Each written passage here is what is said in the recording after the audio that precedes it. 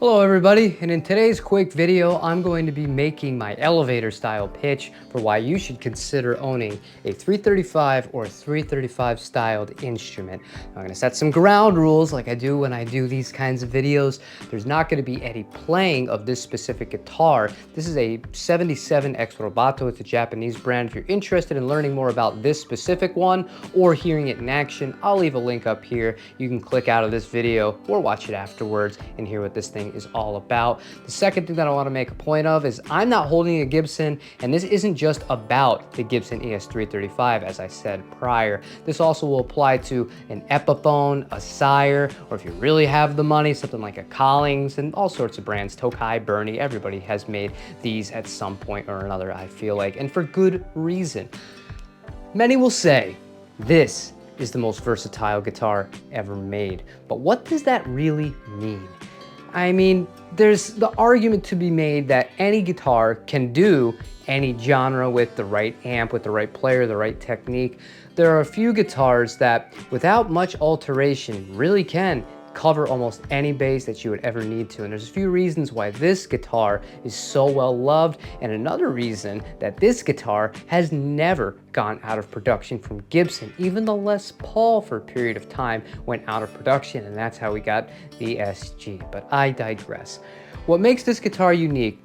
Originally, there were hollow body guitars. This is the first one that had the center block go down the middle inside of the instrument itself. And what that does is it helps the guitar not feed back under high gain or even moderate gain when you're playing on stage and the electronics might not be the best at the venue. It really helps fight up against that, and it also kind of gives it a really defined characteristic to it and can get you in the ballpark for something like blues or hard rock. As you're well aware, if you've ever seen one of these guitars, one of the most famous people to ever play one was B.B. King, one of the best blues guitarists ever. But two humbuckers, normal, one volume, one tone for each of the pickups individually, and you play them in the middle, you get a really sweet sound, and it just cuts through in a mix extremely well.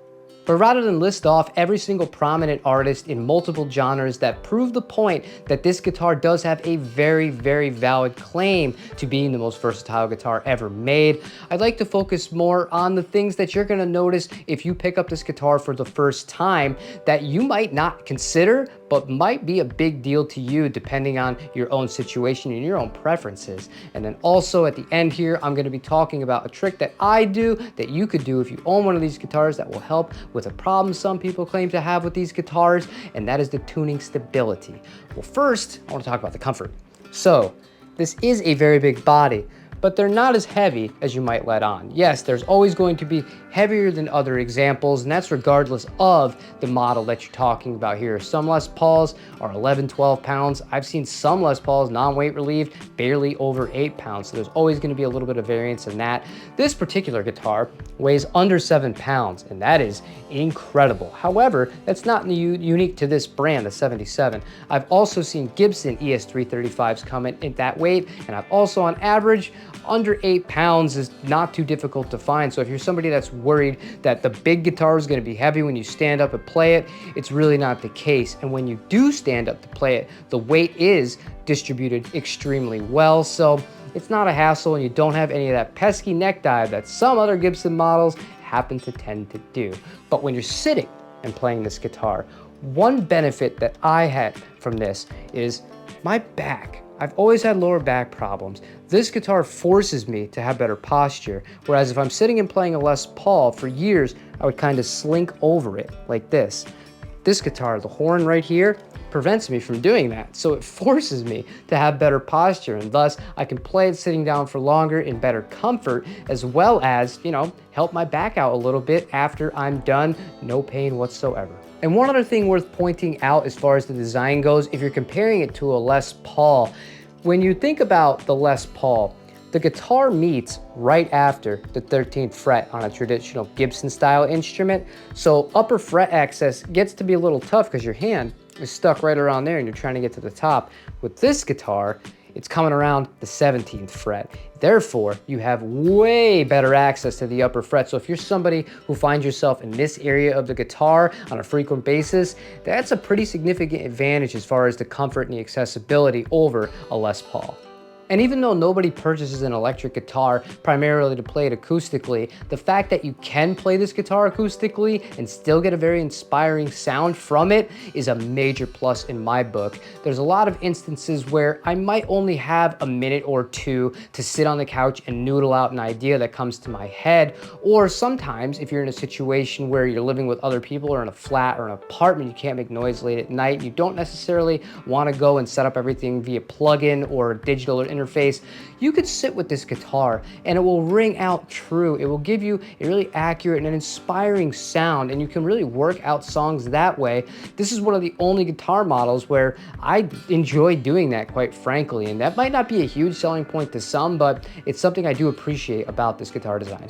But when you do find the opportunity to plug this guitar in, it's exactly as advertised. It sounds so big, and it's a really, really unique and inspiring tone. It takes all the disadvantages of a hollow body away if you're somebody who wants to play with gain, while retaining a lightweight, a very classic look, and well, it's just one hell of an instrument. But as far as some of the potential cons of this guitar go, I mentioned some tuning stability issues that some people have with these guitars, and I've had them in the past. The first thing that you want to do with all guitars, not just with this one, make sure that your nut is really cut well and fitted for the actual gauge of string that you would want to use. On guitars like this, because the headstock splits here, where the strings come out from the nut themselves, it's not straight through like a Paul Reed Smith, so the tuning stability isn't going to be as precise. But one thing I do that I find very useful, the strings are actually wound going up the peg instead of going down the peg like you would on most guitars. When you're wrapping them around here, it would go all the way back down. You wrap from the top to the bottom. With a Gibson, when you wrap from the bottom to the top, what you're doing is you're decreasing the break angle from the actual headstock here downward, and that helps a lot with tuning stability. But there's not much else to say about the 335. This guitar really can do it all. It's comfortable. You get the added benefits. If you're an acoustic guitar player, this will be an extremely easy transition for you getting into an electric. You can cover jazz, blues, fusion, rock, hard rock, almost anything you can throw at this thing, even country. I've heard this on country records, believe that or not. It's just an excellent instrument that has earned the reputation that it has gotten from all of these decades of usage.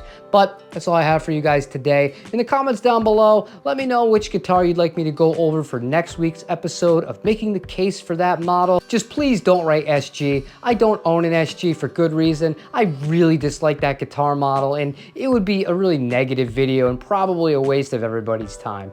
But if you found this video useful, leave a like, comment, and subscribe, and I will see you tomorrow for a different guitar video. Take it easy, everybody.